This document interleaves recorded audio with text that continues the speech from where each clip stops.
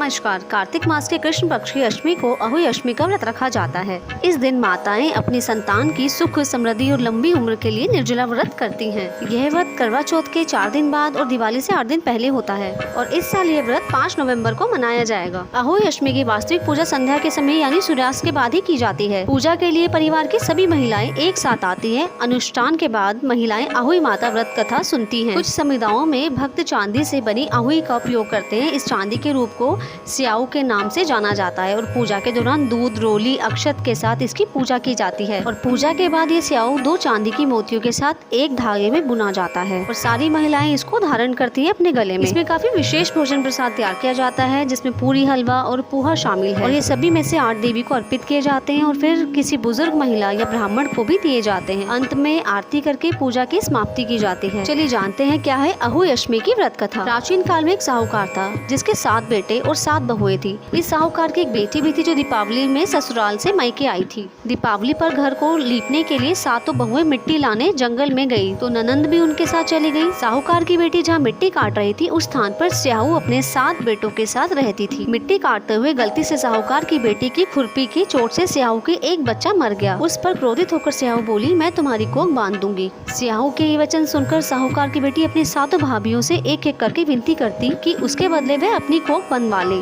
सबसे छोटी भाभी ननंद के बदले अपनी कोख बनवाने के लिए तैयार हो जाती है। इसके बाद छोटी भाभी को जो भी बच्चे होते हैं वे 7 दिन बाद मर जाते हैं। 7 पुत्रों की इस प्रकार मृत्यु होने के बाद उसने पंडित को बुलवाकर इसका कारण पूछा। पंडित ने सुरही गाय का सेवा करने की सलाह दी। सुरही सेवा से प्रसन्न हो जाती है, उसे स्याहू के पास ले जाती है। रास्ते में थक जाने पर दोनों आराम करने लगते हैं। अचानक साहूकार की छोटी बहू की नजर एक ओर जाती है और वह देखती है कि एक सांप गरुड़ पंखनी के बच्चे को डसने जा रहा है और सांप को मार देती है। इतने में गरुड़ पंखनी वहाँ आ जाती है और खून बिखरा हुआ देखकर उसे लगता है कि छोटी बहू ने उसके बच्चे को मार दिया है और इस पर वह छोटी बहू को चोंच मारना शुरू कर देती है।